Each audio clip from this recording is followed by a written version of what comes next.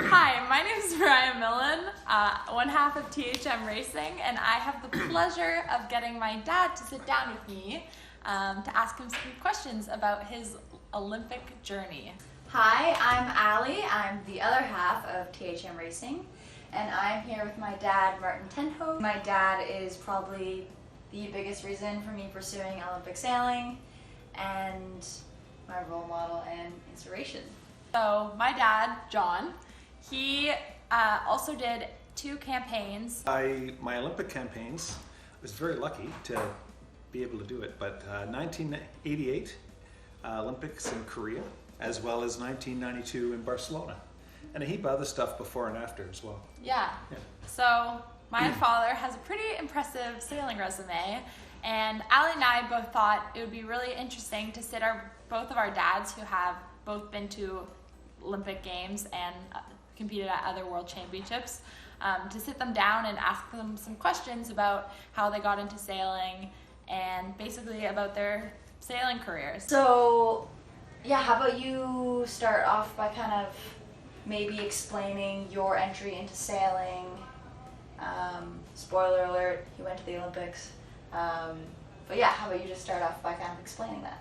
Dad thought that he might like to try sailing, and so he bought a boat. I met 2 other boys that were about my age, and we tried a number of different boats, just sailing against ourselves. We never went to sailing school.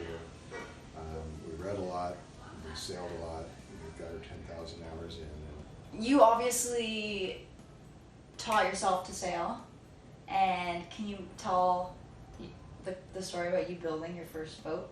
It's a little different than most kids nowadays. We don't really start out sailing building our own boat. Yeah, so I think I was a strange kid.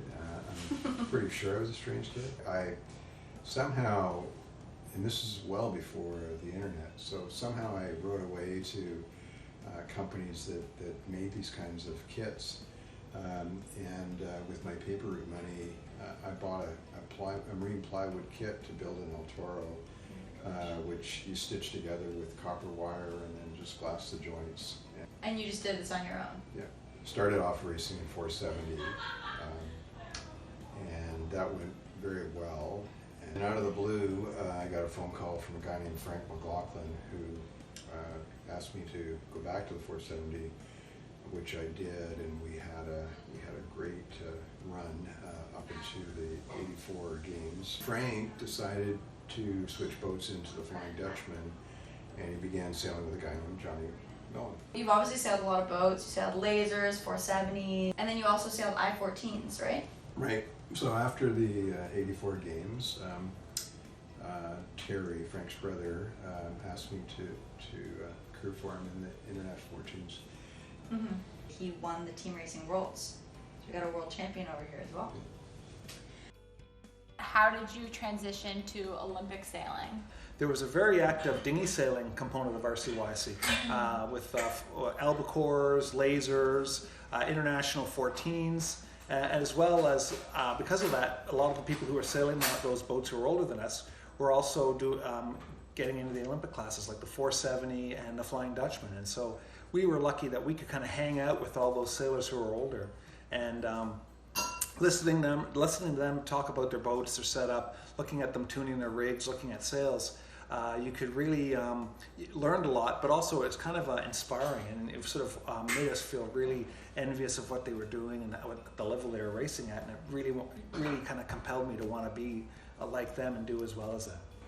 And one thing that I always wanted to ask, Dad won a bronze medal at the Olympics, and from my understanding, it came down to the last race. Could you kind of go through that moment? Sure. In Busan in Korea, we're going into the last day. We're in 5th place, and I don't think either Frank or I slept much the night before, and wondering how could we're so we'd been so close to being in the medals or winning the regatta, and here we are sitting in 5th and feeling pretty a little pressured and a little despondent, not wanting to let ourselves or the team down. We realized, looking at the math, we had, the only way to guarantee a medal was to win the last race. It was sort of, the pressure was on. So, and there again, started the last race halfway up the first beat.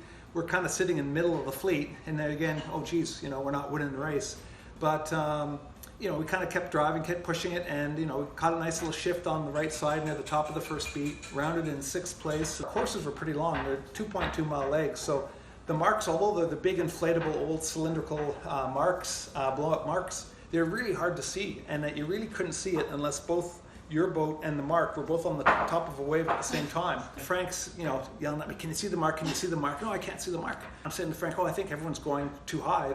You know, they haven't taken into account of the wind shift." And so I look around, and sure enough, lo and behold, you know, probably 15 degrees below our course, maybe, you know, is where the mark is. And so, you know, he's asking me, "You sure that's the mark?" "Yeah, I think I'm sure," you know.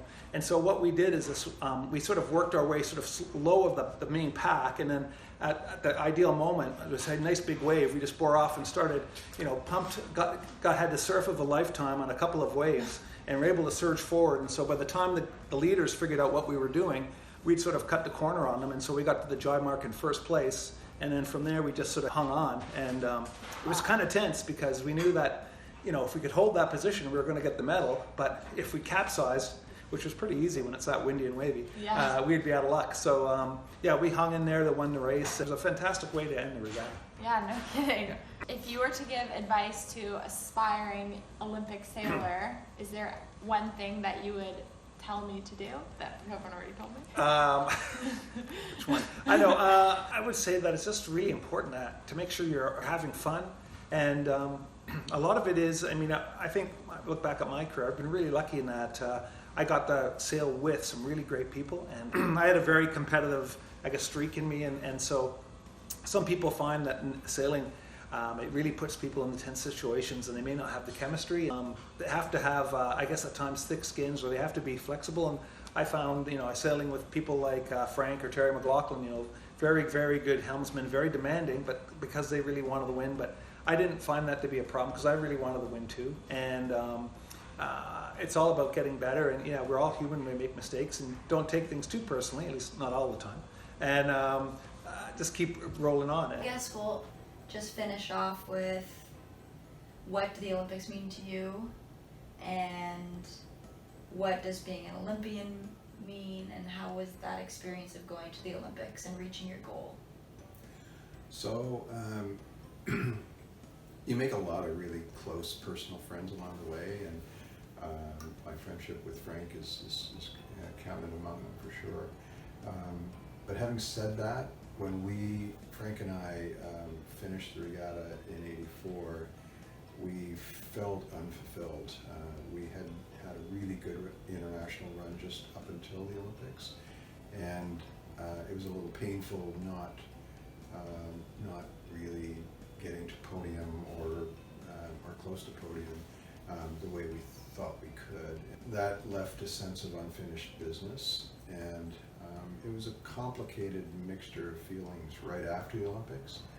But with the fullness of time and looking back on it and looking at all of the things that I garnered from that run to the Olympics and the Olympics themselves, now I look back at the whole experience with much more fondness. Okay, and what's one piece of advice that you would give to me? I've thought about that, and honestly, Allie, I'm so proud of you and Mariah and what you've done, and your tenacity. I don't know that I'd have any advice other than keep doing what you're doing. Awesome. Well, that's all from us 10 Hoves here. Thanks for listening.